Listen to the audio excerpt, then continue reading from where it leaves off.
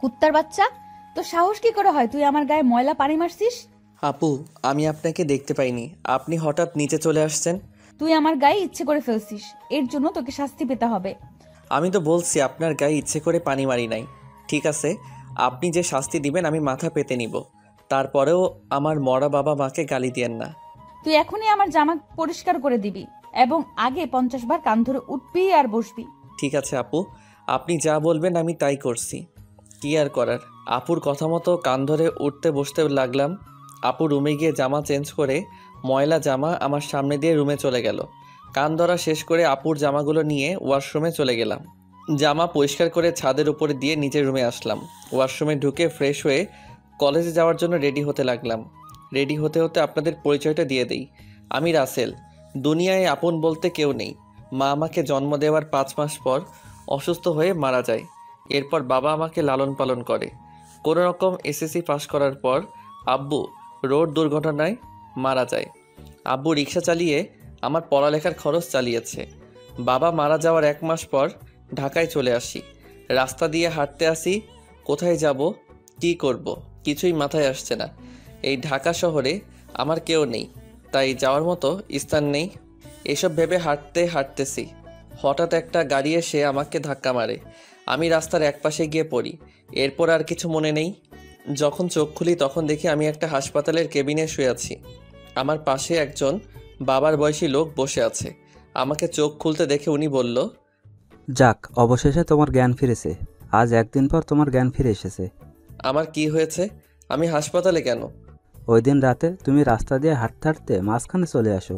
আমার driver control করতে না পেরে তোমাকে ধাক্কা মারে। তারপর আমি আর ড্রাইভার তোমাকে ধরে হাসপাতালে নিয়ে আসি। ও, আপনাকে অনেক ধন্যবাদ আমার জীবন বাঁচানোর জন্য।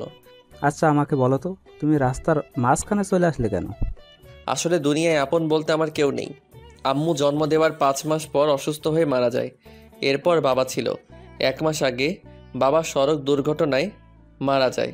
এরপর ঢাকায় চলে আসি কাজের খোঁজে। এই ঢাকা শহরে আমার কেউ নেই, তাই কোথায় যাব, কি করব, এসব কিছু ভাবতে ভাবতে হাঁটতেছিলাম। তারপর কি হলো আপনি তো জানেন। কে বলেছে তোমার আপন কেউ নেই? আজকে থেকে আমি তোমার সব। তুমি এখন থেকে আমার বাসায় থাকবে। আপনার পরিবারের মানুষ কি বলবে? আর আপনাকে তো আমি চিনি না। আমার পরিবারে আমি, স্ত্রী এবং একটা মেয়ে আছে। আর আমি হচ্ছি বাংলাদেশের টপ বিজনেসম্যানদের একজন, নাদিয়া গ্রুপ অফ কোম্পানির মালিক রহমান শিকদার। নাদিয়া হচ্ছে আমার মেয়ে। আমি আপনার বাসায় যেতে পারি, কিন্তু আমাকে কোনো কাজ দিতে হবে। তুমি আমাকে আপনি করে বলছো কেন? এখন থেকে আঙ্কেল বলে ডাকবে। আর তোমাকে এখন কোনো কাজ করতে হবে না। তুমি কতটুকু পর্যন্ত পড়াশোনা করেছো? জি, আমি এবার এসএসসি পাস করেছি। ঠিক আছে, তাহলে তুমি আগে পড়ালেখা শেষ করো, তারপর আমার অফিসে চাকরি করবে।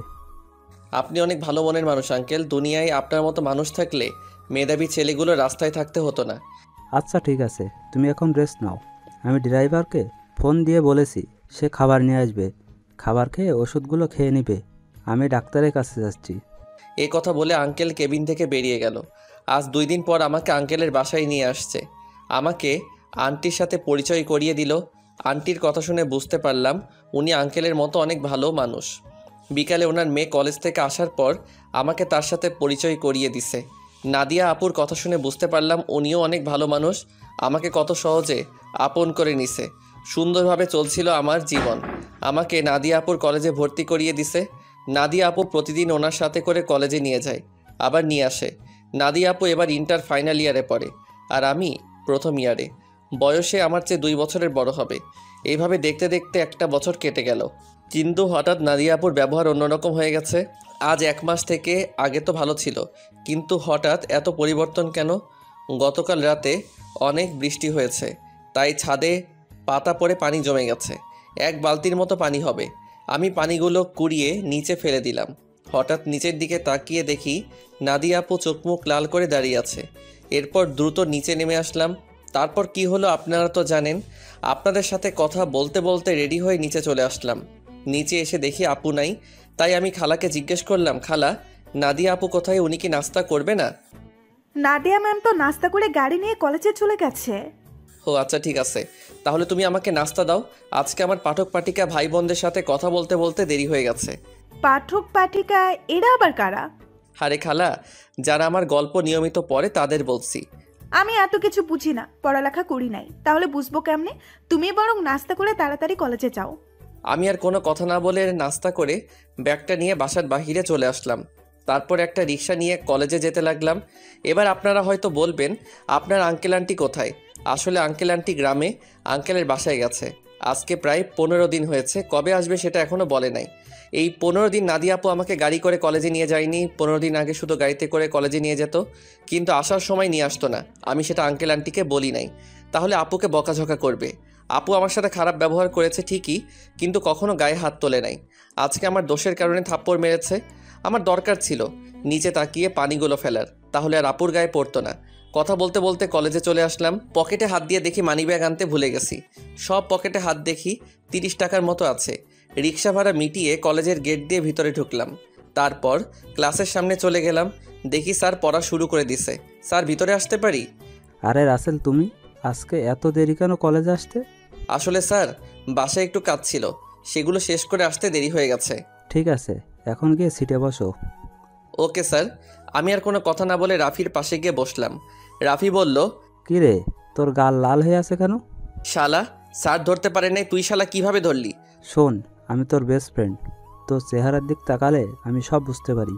এখন বল, লাল হয়ে আছে কেন? নাদিয়া আপু কি তোর গায়ে হাত তুলেছে? তোকে কলেজ ছুটি হওয়ার পর সব খুলে বলবো। রাফি আর কোনো কথা বলল না।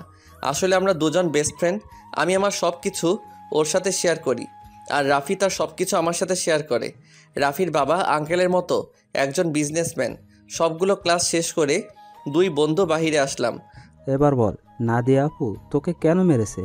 আসলে আমি আজকে সকালে, তারপর সব কিছু খুলে বললাম। এজন্য বুঝি তোর গায়ে হাত তুলবে? হাত তো তুলেছে, আবার কান ধরে উঠবস করিয়েছে, জামা কাপড় পরিষ্কার করিয়েছে। আচ্ছা, এসব কথা বাদ দেই, আমারই ভুল ছিল নিচে তাকিয়ে পানিগুলো ফেলার। ঠিক আছে চল, আজকে তোকে বাসায় নামিয়ে দিয়ে আসি। ঠিক আছে চলো। না করলাম না, কারণ আমার কাছে টাকা নেই। রাফির কাছ থেকে অনেক টাকা নিয়েছি, আবার টাকা দিতে গেলে নেয় না। নিজের কাছে খারাপ লাগে টাকার কথা বলতে। কথা বলতে বলতে বাসায় চলে আসলাম। রাফি গাড়ি নিয়ে চলে গেল। আসার সময় আপুকে কলেজে দেখলাম না, মনে হয় কোথাও গেছে। বাসার ভিতরে ঢুকে কলিং বেল চাপ দিলাম। খালা এসে দরজা খুলে দিল। আমি খালাকে বললাম, খালা, নাদিয়া আপু কি বাসায় আছে? তুমি যাওয়ার 30 মিনিট পর বাসায় চলে এসেছে, এখনো রুমে আছে, দেখে মনে হচ্ছে মন খারাপ। ঠিক আছে খালা, আমি রুমে গেলাম।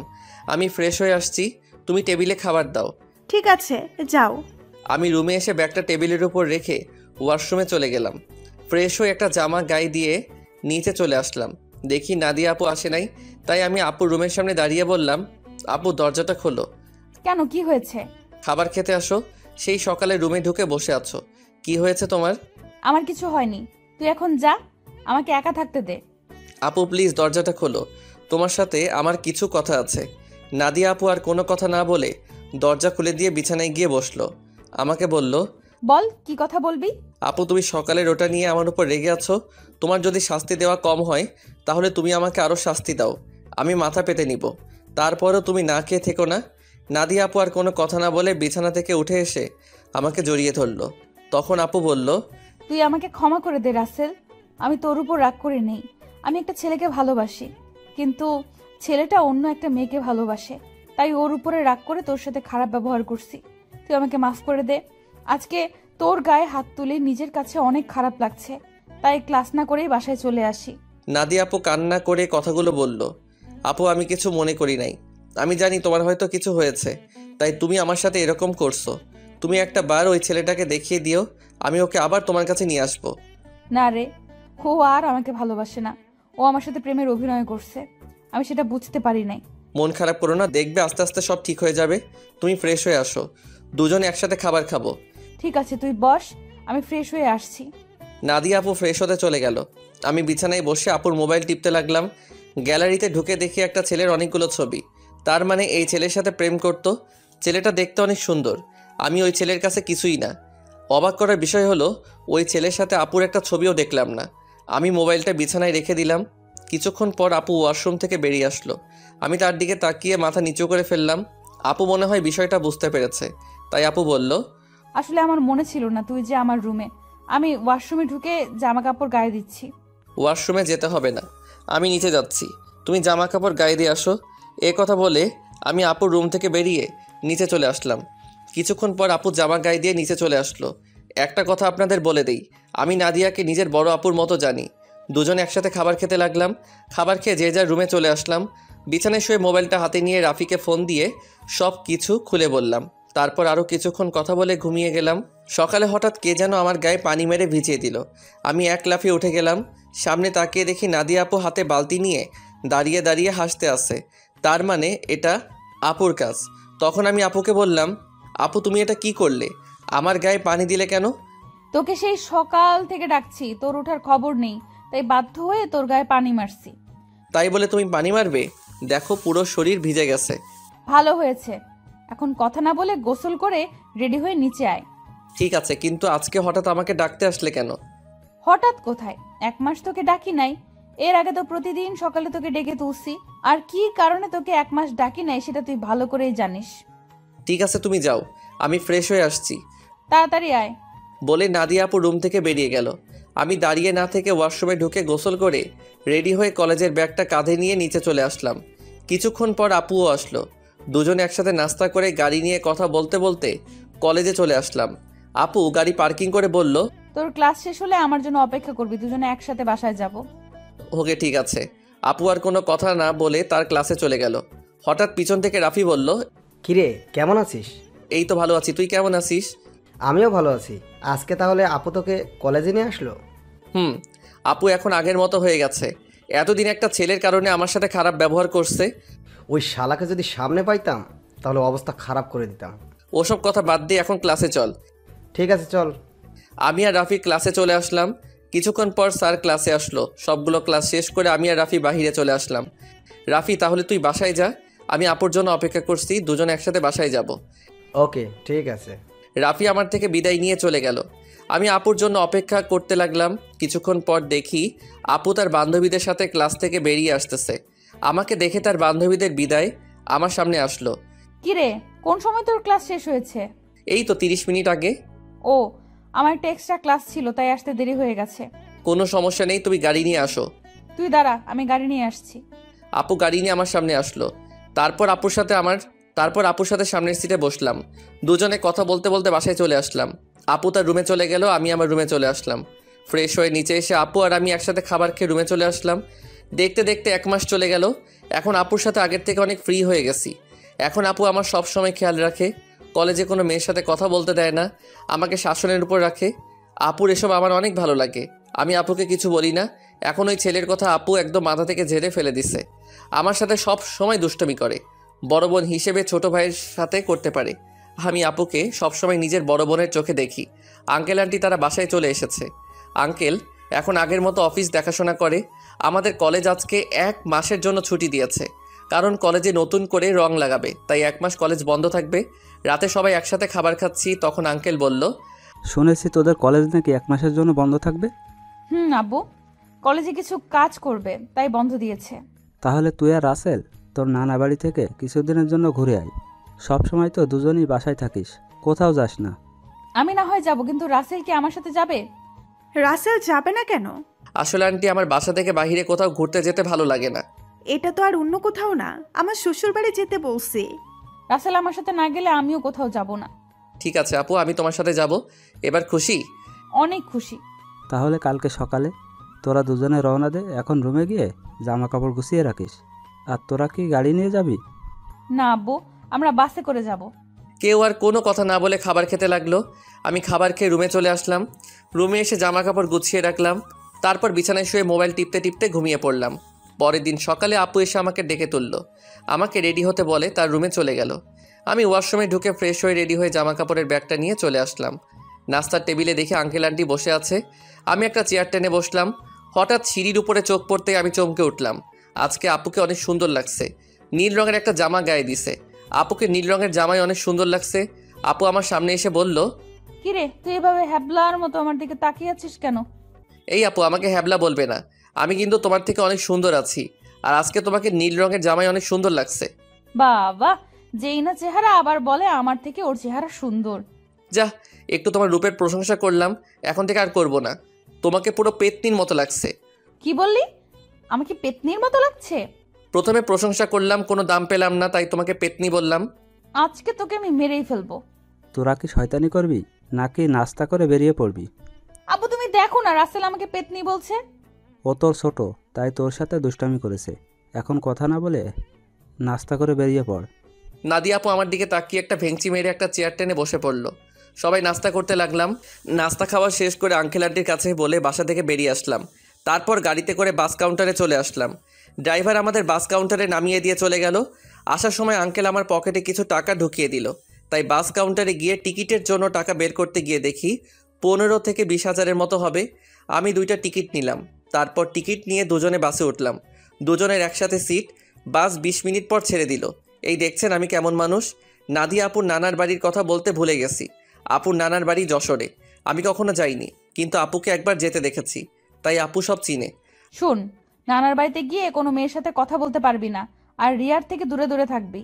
আমি কি আর কখনো তোমার নানার বাড়ি গেছি? আমি তো কাউকে চিনি না। আর এই রিয়াটাকে? রিয়া হচ্ছে আমার মামাতো বোন, ও তোর সেম ক্লাসে পড়ে। ঠিক আছে, কিন্তু ও যদি আমার সাথে কথা বলতে আসে তখন কি করব? তুই বলবি না। আমি যদি না কথা বলি তাহলে বলবে আমি বোবা, আর না হয় বলবে আমি বেশি ভাব দেখাই। কথা বলবি, কিন্তু বেশি কথা বলতে পারবি না। ঠিক আছে। আমি মনে মনে বললাম, আগে তো রিয়া মেয়েটাকে একবার দেখি, পছন্দ হলে তার সাথে প্রেম করব। এই নাদিয়া আপুর জন্য আজ পর্যন্ত কোনো মেয়ের সাথে প্রেম করতে পারলাম না। তো যাই হোক, দুজনে কানে হেডফোন লাগিয়ে গান শুনতে লাগলাম। বাস এসে একটা রেস্টুরেন্টে থামলো। তখন আমি নাদিয়া আপুর দিকে তাকিয়ে দেখি ঘুমিয়ে আছে। আমি আপুকে ডাক দিলাম। আপু চোখ খুলে বলল, কিরে ডাকছিস কেন? আপু, বাস একটা রেস্টুরেন্টে থামছে, চলো দুজনে খাবার খেয়ে নেই। ঠিক আছে চল। নাদিয়া আপু আর আমি বাস থেকে নেমে রেস্টুরেন্টের ভিতরে ঢুকে গেলাম। আপু ওয়াশরুমে ঢুকে ফ্রেশ হয়ে আসলো। আমিও অন্য একটা ওয়াশরুমে ঢুকে ফ্রেশ হয়ে আসলাম। দুজনে গিয়ে একটা টেবিলে গিয়ে বসলাম।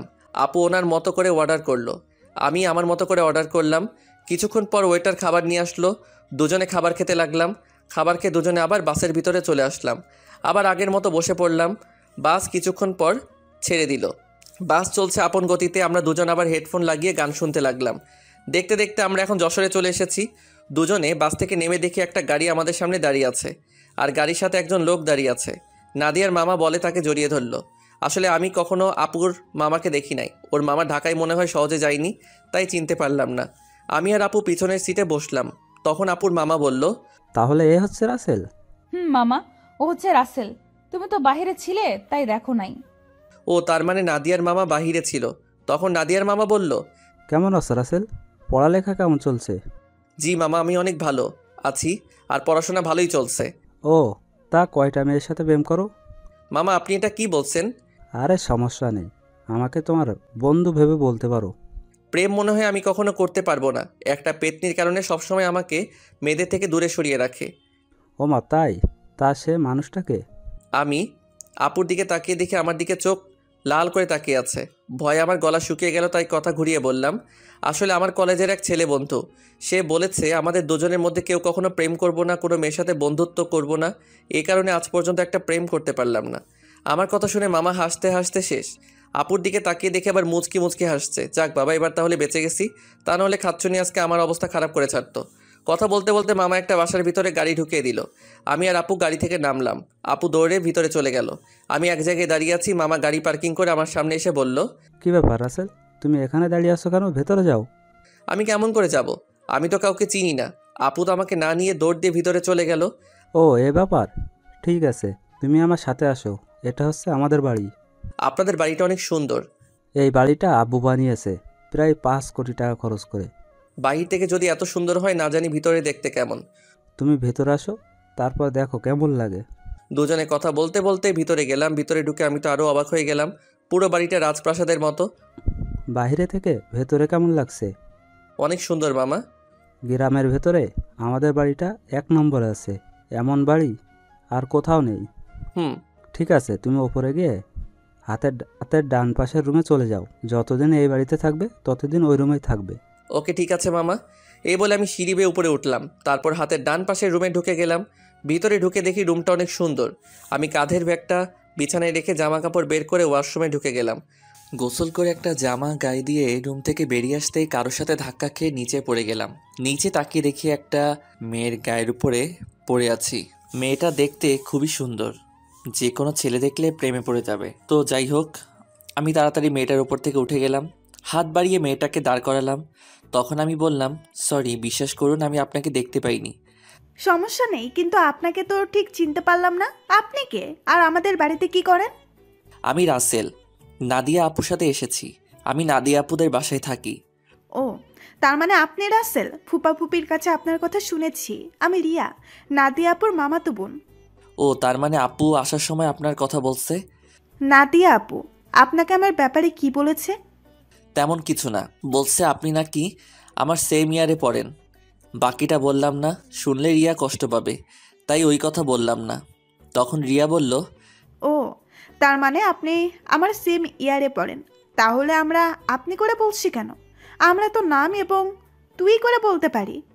ঠিক আছে, এখন থেকে তুই করে বলবো। এখন চল নিচে যাই। আসার পর তোর আম্মুর সাথে কথা বলি নাই এবং তোর দাদা দাদির সাথে দেখা করি নাই। ঠিক আছে, চল। আমি আর রিয়া দুজনে নিচে চলে আসলাম। আপুর দিকে তাকিয়ে দেখি আমার দিকে চোখ লাল করে তাকিয়ে আছে, মনে হয় আমাকে গিলে খাবে। আসসালামু আলাইকুম মামি, কেমন আছো তুমি?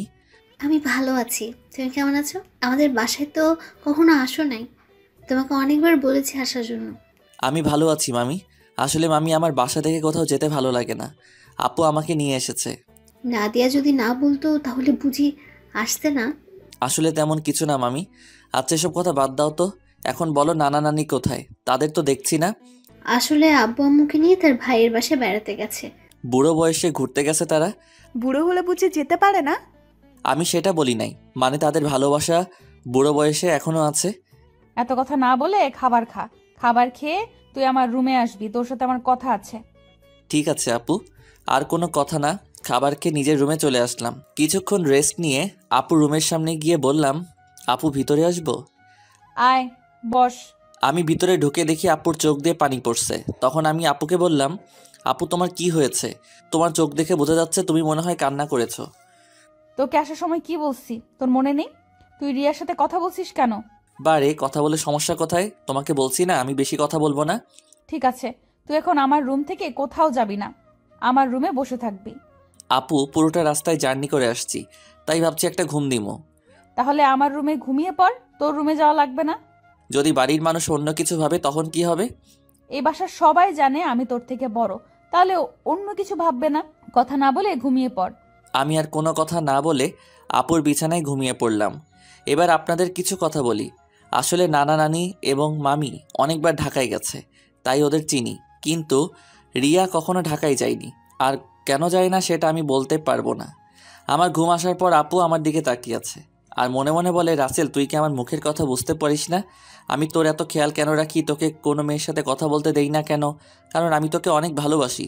তোকে যদি আমার জীবনে না পাই তাহলে আমার এই জীবন শেষ করে দিব। আমি তোকে অন্য মেয়ের সাথে সহ্য করতে পারবো না। এই কথা বলে আপু আমার কপালে এবং গালে 4-5টা চুমু খেলো। তারপর রুম থেকে বেরিয়ে রিয়ার রুমে গেল। রিয়া বিছানায় শুয়ে কি যেন ভাবছে। তখন আপু রিয়ার পাশে বসে বলল, কিরে রিয়া, তোকে দেখে বোঝা যাচ্ছে তুই কিছু একটা নিয়ে চিন্তিত আছিস। আসলে আপু তেমন কিছু না। এখন বলো হঠাৎ আমার রুমে? কেন, তোর রুমে কি আসা যাবে না? আরে আমি ওইভাবে বলি নাই। আচ্ছা ওটা বাদ দাও, তোমাকে একটা কথা বলি। রাসেল কি কোনো মেয়ের সাথে প্রেম করে? কেন, আমার জানা মতে রাসেল কোনো মেয়ের সাথে প্রেম করে না। তা এটা কেন জিজ্ঞেস করলি? না আপু, এমনি জিজ্ঞাসা করলাম। তা আপু তোমার পড়ালেখা কেমন চলছে? আমার তো ভালোই চলছে, তোর কেমন চলছে? আমারও ভালোই চলছে। ঠিক আছে তুই থাক, আমি রুমে গেলাম।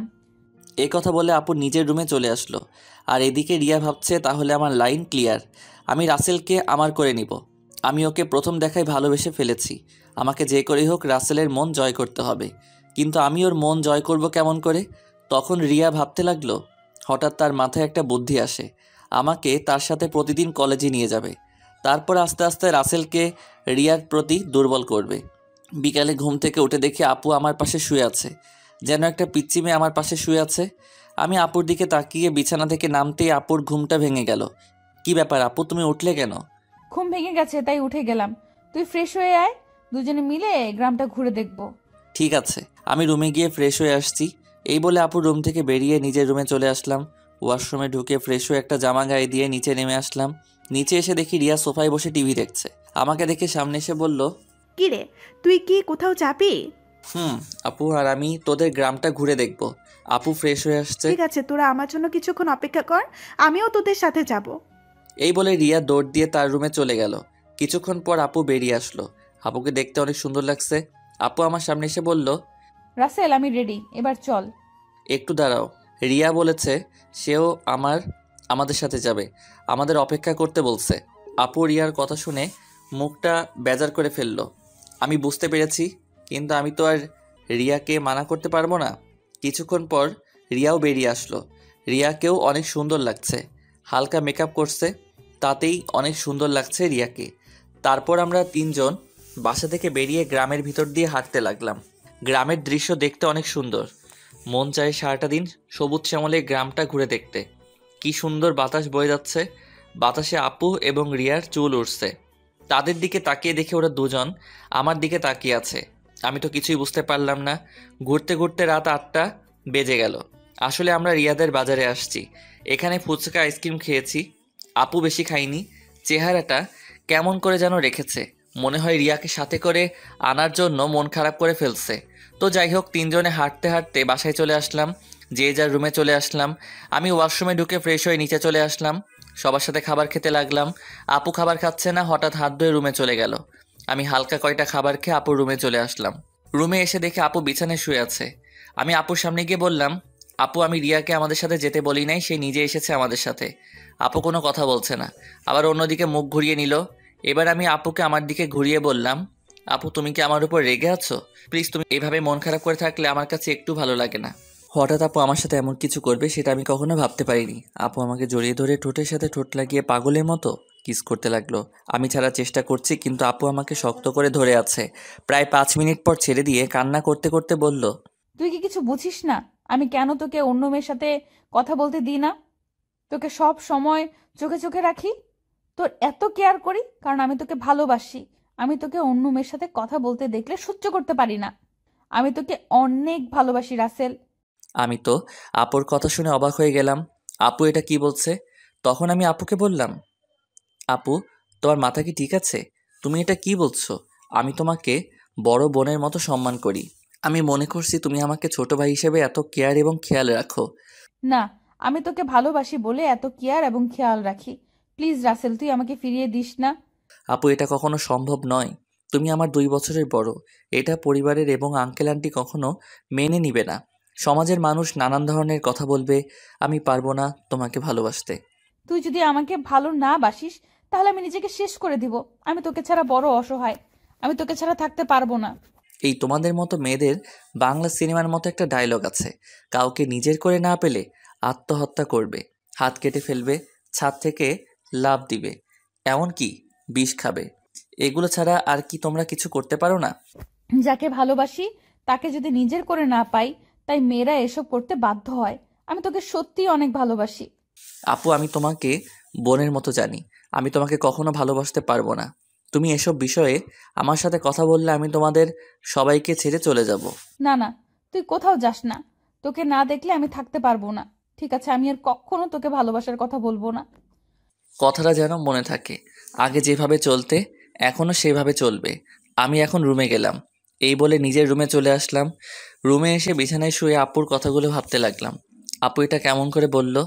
আঙ্কেল আন্টি যদি জানতে পারে তাহলে আমাকে বাসা থেকে বের করে দিবে। তারপর আমি কোথায় যাব? এই সব কিছু ভাবতে ভাবতে কখন যে ঘুমিয়ে গেছি মনে নাই। সকালে রিয়া রুমে এসে ডাকতে লাগলো। ওই রাসেল, ওর তাড়াতাড়ি। কি হয়েছে, ডাকছিস কেন? আজকে তুই আমার সাথে কলেজে যাবি, তাই তোকে ডাকতে আসলাম। আমি তোর কলেজে যাব কেন? আমি তো তোর কলেজে পড়ি না। সেটা তো আমি জানি, তোকে আমাদের কলেজটা ঘুরে দেখাবো, তাড়াতাড়ি ওঠ। ঠিক আছে তুই যা, আমি ফ্রেশ হয়ে আসছি। রিয়া আর কোনো কথা না বলে আমার রুম থেকে বেরিয়ে গেল। আমি বিছানা থেকে উঠে ওয়াশরুমে ঢুকে ফ্রেশ হয়ে রেডি হয়ে নিচে চলে আসলাম। নিচে এসে দেখি মামা মামি নাস্তার টেবিলে বসে আছে। আমি গিয়ে একটা চেয়ার টেনে বসলাম। অনেক ভালো ঘুম হয়েছে মামা। তা তুমি এত সকালে ঘুম থেকে উঠলে কেন? রিয়া আমাকে ঘুম থেকে উঠিয়ে দিল তার সাথে কলেজে যাওয়ার জন্য। আমাকে নাকি তাদের কলেজটা ঘুরে দেখাবে। ও ঠিক আছে, তোমরা নাস্তা করো, আমি নাদিয়াকে ঘুম থেকে ডেকে তুলছি। আপু এখনো ঘুম থেকে উঠে নাই। এখনো তো উঠে নাই? গতকাল রাতে অল্প কয়টা খাবার খেয়েছে। মেয়েটার হঠাৎ কি হলো? কি আর হবে, মনে হয় ভালো লাগছে না তাই খাবার কম খেয়েছে। হঠাৎ রিয়া এসে একটা চেয়ার টেনে আমার পাশে বসলো। তখন রিয়া বলল, কি হয়েছে আম্মু? তোমরা কি নিয়ে কথা বলছো? আপুর আবার কি হবে? কালকে তো আমাদের সাথে সুন্দরভাবে ঘোরাঘুরি করছে। মনে হয় অনেক হাঁটাহাঁটি করাতেই শরীর খারাপ লাগছে। হয়তো তাই হবে। ঠিক আছে, তোরা নাস্তা করে কলেজে যা। আমি নাদিয়ার ঘুম থেকে উঠলে তাকে জিজ্ঞেস করব। কেউ আর কোনো কথা না বলে নাস্তা খেতে লাগলো। আর আমি তো জানি আপু কেন এমন করছে। আপু যেটা চাচ্ছে সেটা কখনোই সম্ভব নয়। আমি কখনো আপুকে ওই রকম চোখে দেখি নাই। রিয়া আর আমি নাস্তা করে মামাকে বলে বাসা থেকে বেরিয়ে আসলাম। তখন রিয়া বলল, আচ্ছা রাসেল, দেখ তো আমাকে কেমন লাগছে। আমি তো এতক্ষণ রিয়ার দিকে খেয়াল করি নাই। আজকে রিয়াকে অনেক সুন্দর লাগছে। রিয়ার সৌন্দর্য ফুটে তুলছে তার ঠোঁটের পাশের তিলটাই। তখন আমি বললাম, আজকে তোকে অনেক সুন্দর লাগছে। যে কোনো ছেলে দেখলে প্রেমে পড়ে যাবে। কোনো ছেলে পড়ার দরকার নেই, তুই বললেই হবে। ওই বিড়বিড় করে কি বলছিস? কিছু না, একটা রিক্সা ডাক দে। বাসায় গাড়ি থাকতে রিক্সা করে কলেজে যাবি কেন? আমার মন বলছে তুই একটা রিক্সা ডাক দে। ওই একটা রিক্সা ডাক দিব কেন? আমরা তো দুইজন এখানে। একটা রিক্সায় কি করে যাব? ওই হারামি, রিক্সায় করে আমি আর তুই যেতে পারবো না। বেশি কথা না বলে রিক্সা ডাক দে। ঠিক আছে, দিচ্ছি। একদিনের পরিচয়, তুই আমার সাথে এইভাবে ঝগড়া করছিস? তোর সাথে তো এখনো কিছু করি নাই, তাড়াতাড়ি রিক্সা ডাক দে, এমনি দেরি হয়ে যাচ্ছে। আমি আর কোনো কথা না বলে একটা রিক্সা ডাক দিলাম। দুজনে রিক্সায় উঠলাম। তখন রিয়া বলল, আচ্ছা রাসেল, তুই কি কখনো প্রেম করেছিস কোনো মেয়ের সাথে? আমার দ্বারা এসব হবে না। আমার সাথে কোনো মেয়ে প্রেম করবে না। আমার চেহারা ভালো না। কে বলেছে তোর চেহারা খারাপ? তুই দেখতে অনেক সুন্দর। সুন্দর হলে কি হবে? আপু তো আমাকে কোনো মেয়ের সাথে প্রেম করতে দিবে না। আর আমিও মনের মতো কাউকে পাইনি। আশেপাশে তাকালে তো পেতে পারিস। আমার পাশে তুই ছাড়া আর তো কেউ নেই, তাহলে পাবো কি করে? আরে পাগল, তোকে কি আমি অন্য কারো কথা বলছি? আমাকে কি চোখে পড়ে না? কিরে, চুপ করে আছিস কেন? তোর কলেজ আর কত দূর? এই তো সামনেই। তারপর দুজনে কথা বলতে বলতে রিয়ার কলেজের সামনে চলে আসলাম। আমি রিক্সা ভাড়া দিলাম। রিয়া আমাকে মানা করছে, কিন্তু তারপরেও আমি ভাড়া দিছি। দুজনে গেট দিয়ে কলেজের ভিতরে ঢুকলাম। হঠাৎ কয়টা মেয়ে আমাদের সামনে আসলো। তাদের একটা মেয়ে বলল, কি রে রিয়া, তোর সাথে উনি কে? আগে তো কখনো দেখিনি। আরে আমার মনে হয় কি, আমাদের রিয়ার বয়ফ্রেন্ড। দেখতে কিন্তু অনেক সুন্দর। যদি রিয়ার আগে আমি দেখতাম তাহলে ওর সাথে প্রেম করতাম। ও আইসে, তোর যে চেহারা, এই চেহারার এরকম ছিল কখনো পাবি না। ওই তোরা কি চুপ করবি? ঋতুমিতু, তোরা জানিস ওকে? ও হচ্ছে আমার ফুফাতো ভাই রাসেল। তুই তো কখনো তোর ফুফাতো ভাইয়ের কথা বলিস নাই। আমি যদি জানতাম আমার ফুফাতো ভাই আছে তাহলে তো তোদের অবশ্যই বলতাম। তোরা তো আমার ফুফাতো বোন নাদিয়া আপুকে চিনিস, ওনার ছোট ভাই। ও আচ্ছা, তা ভাইয়া কেমন আছেন? আমি এতক্ষণ ওদের কথা শুনে মাথা নিচু করে রাখলাম। আর রিয়ার কথা শুনে তো আমি আরও অবাক হয়ে গেলাম। সে ওদের সত্যিটা বলে নাই। তখন আমি বললাম, প্রথম কথা হচ্ছে আমাকে ভাইয়া বলে ডাকা যাবে না। আমি তোমাদের সাথে সেম ইয়ারে পড়ি। আর আলহামদুলিল্লাহ আমি আছি। আপনারা সবাই কেমন আছেন? যেহেতু আমাদের সাথে পড়েন তাহলে আমাদের আপনি না, তুই করে বলবেন। আমরাও ভালো আছি। ঠিক আছে, পরে কথা বলা যাবে, এখন ক্লাসে চল। আমি বলি কি, তোরা ক্লাসে যা, আমি বাসায় চলে যাই। আমি এখান থেকে কি করব? তুই আমাদের সাথে ক্লাসে যাবি? যদি তোদের স্যার এবং ছাত্র ছাত্রী কিছু বলে? তাও কথা ঠিক। আচ্ছা তাহলে তুই বাসায় চলে যা, দুপুর 1টার সময় আমাকে এসে নিয়ে যাস। আমি ঠিক আছে বলে কলেজ থেকে বেরিয়ে একটা রিক্সা নিয়ে বাসায় চলে আসলাম। বাসায় কলিং বেল চাপ দেওয়ার পর মামি এসে দরজা খুলে দিল। আমাকে দেখে বলল, কি ব্যাপার রাসেল, তুমি চলে আসলে কেন? আমি কলেজ থেকে কি করব, তাই চলে আসলাম। রিয়া বলেছে তাকে দুপুরে গিয়ে নিয়ে আসতে। ও ঠিক আছে, তুমি রুমে যাও, আমি তোমার জন্য উপরে কফি নিয়ে আসছি। আমি এখন কফি খাবো না। আপু কি ঘুম থেকে উঠেছে? নাস্তা করে এখন ওর রুমে আছে। ঠিক আছে। আমি আপুর রুমে গেলাম বলে ভিতরে ঢুকে আপুর রুমে চলে গেলাম। আপুর রুমে এসে দেখি কার সাথে যেন মোবাইলে হেসে হেসে কথা বলছে। আমাকে দেখে ফোনটা কেটে দিল। তখন বলল, তুই আমার রুমে কেন এসেছিস? আমি তোমার রুমে আসলে সমস্যা কোথায়? আর তুমি কার সাথে কথা বলছো? সেটা কি তোকে বলতে হবে? আপু, তুমি আমার সাথে এভাবে কথা বলছো কেন? তোর সাথে আমার কথা বলতে ভালো লাগছে না, তুই আমার রুম থেকে বেরিয়ে যা। আমি আর কোনো কথা না বলে আপুর রুম থেকে বেরিয়ে আমার রুমে চলে আসলাম। বিছানায় বসে ভাবতে লাগলাম, আপুর হঠাৎ কি হলো? আমার মনে হয় তার ভালোবাসা অ্যাকসেপ্ট না করার কারণে আমার উপর রেগে আছে। আপুর এমন কথায় কেন জানি আমার অনেক খারাপ লাগছে। পরে ভাবলাম, রাগ করলে করুক, কিছুদিন পর এমনি ঠিক হয়ে যাবে। আর কিছু না ভেবে একটা ঘুম দিলাম। দুপুরের দিকে ঘুম থেকে উঠে দেখি 1টা বাজার 10 মিনিট বাকি আছে, তাই কোনো রকম ফ্রেশ হয়ে মামিকে বাসা থেকে বেরিয়ে একটা রিক্সা নিয়ে রিয়ার কলেজের সামনে চলে আসলাম। কলেজের সামনে এসে দেখি রিয়া তার বান্ধবীদের সাথে বাহিরে দাঁড়িয়ে আছে। আমাকে দেখে ঋতু আর মিতুর থেকে বিদায় নিয়ে আমার সাথে রিক্সায় উঠে বসলো। তোর আসতে লেট হলো কেন? আসলে কলেজ থেকে গিয়ে ঘুমিয়ে পড়েছি, উঠতে একটু দেরি হয়ে গেছে, তাই আসতে একটু দেরি হয়েছে। ও, তারপর দুজনে কথা বলতে বলতে বাসায় চলে আসলাম। এবার রিয়া আমাকে রিক্সা ভাড়া দিতে দিল না, রিয়া এবার রিক্সা ভাড়া দিল। তারপর দুজনে বাসার ভিতরে ঢুকে যে যার রুমে চলে গেলাম। দেখতে দেখতে 10টা দিন চলে গেল। রিয়া আর তার বান্ধবীদের সাথে ভালো বন্ধুত্ব হয়েছে, কিন্তু আপু আমার সাথে ঠিকভাবে কথা বলে না। সবসময় কার সাথে যেন ফোনে হেসে হেসে কথা বলে। আপুর এড়িয়ে চলা আমার অনেক খারাপ লাগে। এখন কেন জানি আপু ফোনে কারোর সাথে হেসে হেসে কথা বললে আমার কেমন জানি লাগে। রাতে সবাই মিলে খাবার খেতে লাগলাম, তখন নাদিয়া আপু বলল, মামা মামি আমি কালকে ঢাকায় ফিরে যাব, আমার জরুরি কাজ আছে। তুই যাবি মানে? তাহলে রাসেল কি করবে? ও যাবে কিনা সেটা বলতে পারে। রাসেল তুমি কি বলো? নাদিয়ার সাথে কি তুমি যাবে, নাকি তুমি আরও কিছুদিন থাকবে? না মামা মামি, আমিও আপুর সাথে কালকে চলে যাব। আমি থেকে কি করব? তা গাড়ি নিয়ে যাবে নাকি বাসে করে যাবে? না মামা, আমরা বাসে করে যাব। তুমি ড্রাইভারকে বলে দিও আমাদের বাস কাউন্টারে নামিয়ে দিতে। হঠাৎ রিয়ার আবার কি হলো? ও খাবার না খেয়ে রুমে চলে গেল কেন? সেটা আমি বলবো কেমন করে? তুমি গিয়ে তোমার মেয়েকে জিজ্ঞেস করো। ঠিক আছে, ওর সাথে পরে কথা বলবো, এখন খাবার খাও। সবাই খাবার খেতে লাগলো। আমি খাবার খেয়ে রুমে চলে আসলাম। রুমে এসে দেখি টেবিলের উপর একটা কাগজ, লেখা আছে, রাসেল তুই একটু ছাদে আয়, আমি রিয়া, তোর সাথে কিছু কথা আছে। রিয়া হঠাৎ আমাকে ছাদে যেতে বলল কেন? আমি আর কোনো কিছু না ভেবে রুম থেকে বেরিয়ে ছাদে চলে গেলাম। ছাদে নিয়ে দেখি রিয়া ছাদের একটা কোথায় অন্যদিকে তাকিয়ে আছে। আমি রিয়ার সামনে গেলাম, তারপর রিয়াকে বললাম, বল আমাকে ছাদে আসতে বললি কেন? রিয়া আমার দিকে ঘুরে তাকালো। রিয়ার চোখ দেখি লাল হয়ে আছে, মনে হয় কান্না করছে। রিয়া বলল, রাসেল আমি তোকে কিছু কথা বলতে চাই, প্লিজ তুই না করিস না। কি কথা আগে সেটা বল। তারপর রিয়া আমাকে যে কথা বলল, সে কথা কখনো আমি রিয়ার থেকে আশা করি নাই। রিয়া এ কথা কিভাবে বলতে পারলো? রাসেল আমি তোকে প্রথম যেদিন আমাদের বাসায় দেখি, তোর সাথে ধাক্কা খাই, সেদিন থেকে আমি তোকে ভালোবেসে ফেলেছি। আমি মনে করছি আরও কিছুদিন পর তোকে ভালোবাসার কথা বলবো, কিন্তু যখন শুনেছি তুই কালকে ঢাকায় ফিরে যাবি, তখন আমার মনটা অনেক খারাপ হয়ে যায়। আমি আর থাকতে পারলাম না, তাই তোকে সাথে ডেকে ভালোবাসার কথা বললাম। সত্যি রাসেল, আমি তোকে অনেক ভালোবাসি। এ কথা বলে রিয়া আমাকে জড়িয়ে ধরলো। আমি রিয়াকে বন্ধু ছাড়া অন্য কিছু ভাবি নাই, তাই ওর সাথে এত ফ্রি হয়েছি। কিন্তু রিয়া যে আমাকে ভালোবাসার কথা বলবে তা আমি কখনো ভাবিনি। আমি রিয়াকে আমার থেকে ছেড়ে বললাম, দেখো রিয়া, আমি তোকে বন্ধু ছাড়া অন্য কিছু কখনো ভাবিনি। আমি তোকে ভালোবাসতে পারবো না, তুই প্লিজ রাগ করিস না। তুই আমার থেকে অনেক ভালো ছেলে পাবি, আমাকে তুই ভুলে যা।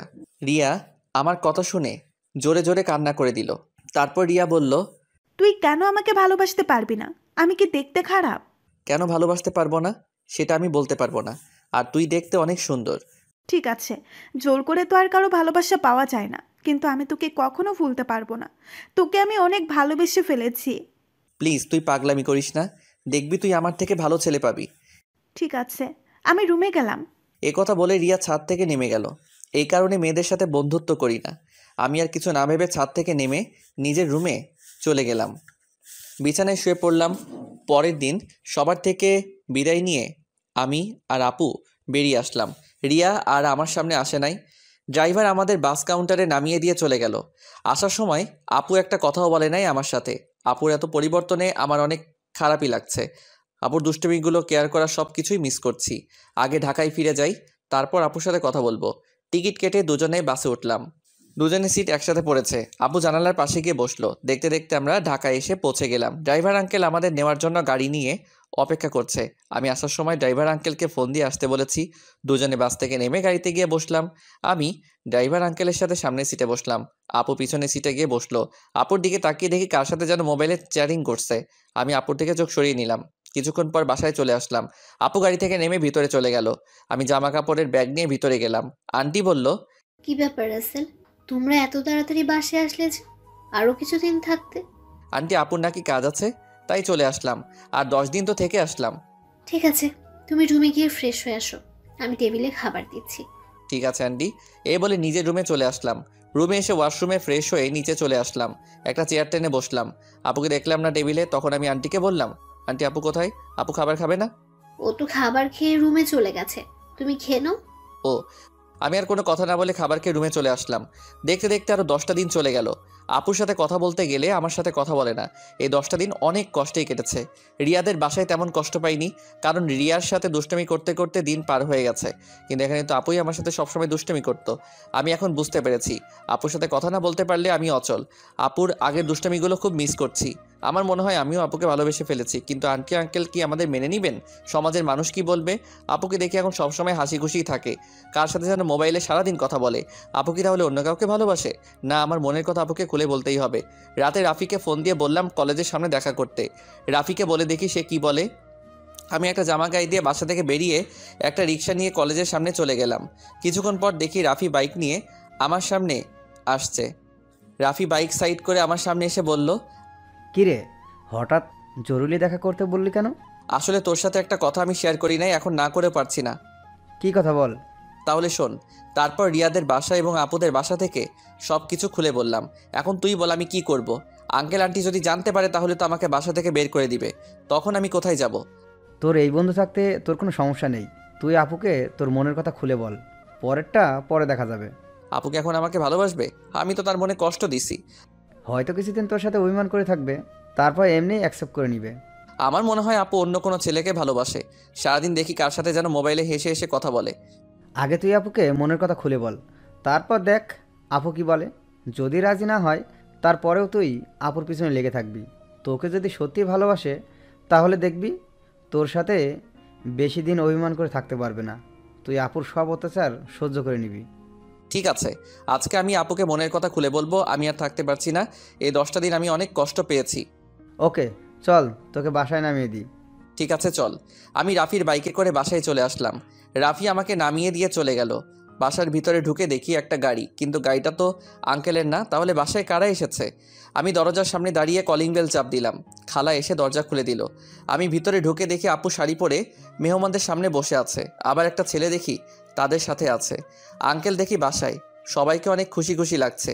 আমাকে দেখে আঙ্কেল বলল, রাসেল, তুমি সকালে কোথায় গিয়েছিলে? আঙ্কেল আঙ্কেল রাফির সাথে ছিলাম। ও, তা দাঁড়িয়ে আছো কেন? বসো। দেখো, নাদিয়াকে ওরা দেখতে এসেছে। তাদের নাদিয়াকে পছন্দ হয়েছে। এখন বিয়ের দিন তারিখ ঠিক করবে। নাদিয়াপুর বিয়ের কথা শুনে আমার পায়ের নিচের মাটি সরে গেল। এখনই সবার সামনে বলতে ইচ্ছে করছে, নাদিয়াপু তুমি বিয়েটা করো না। আমি তোমাকে ছাড়া থাকতে পারবো না। আমি তোমাকে অনেক ভালোবেসে ফেলেছি, কিন্তু সেটা আর বলতে পারছি না। তাদের দেখে বোঝা যাচ্ছে তারা এই বিয়েতে অনেক খুশি। সবচেয়ে বড় কথা হলো আপুকেও দেখি অনেক খুশি। তাদের এই খুশির মাঝে আমার ভালোবাসার কথা বলতে পারবো না। আমি চাই না আমার কারণে তাদের খুশি নষ্ট হয়ে যাক। আর ছেলেটা দেখতে অনেক সুন্দর, আপুর সাথে ভালো মানাবে। আমি নিজের কষ্ট চেপে রেখে তখন আমি বললাম, তাহলে তো অনেক ভালো। তোমরা যেটা ভালো মনে করো। তোর কি ছেলেকে পছন্দ হয়েছে? ওনাকে পছন্দ না হওয়ার কি আছে? দেখতে অনেক সুন্দর, আপুর সাথে ভালো মানাবে। তাহলে আমরা বিয়ের 3 তারিখ ঠিক করতে পারি। তারপর তারা বিয়ের দিন তারিখ ঠিক করলো। আগামী শুক্রবার আপুর বিয়ে। আমি আর তাদের মধ্যে না থেকে নিজের রুমে চলে আসলাম। দরজা আটকে দিয়ে অনেক কান্না করতে লাগলাম। জীবনে কোনো মেয়েকে ভালোবাসি নাই, এই প্রথম একজনকে ভালোবাসলাম, কিন্তু তাকে আর বলতে পারলাম না। বলার আগেই তার বিয়ে ঠিক হয়ে গেল। হঠাৎ আমার মোবাইলটা বেজে উঠলো। দেখি রিয়া ফোন দিছে। আজকে এতদিন পরে রিয়া আজকে ফোন দিছে। চোখের পানি মুছে ফোনটা রিসিভ করলাম। কিরে, কেমন আছিস? আছি কোনো রকম। তুই কেমন আছিস? আমি আলহামদুলিল্লাহ ভালো আছি। মামা মামি তারা কেমন আছে?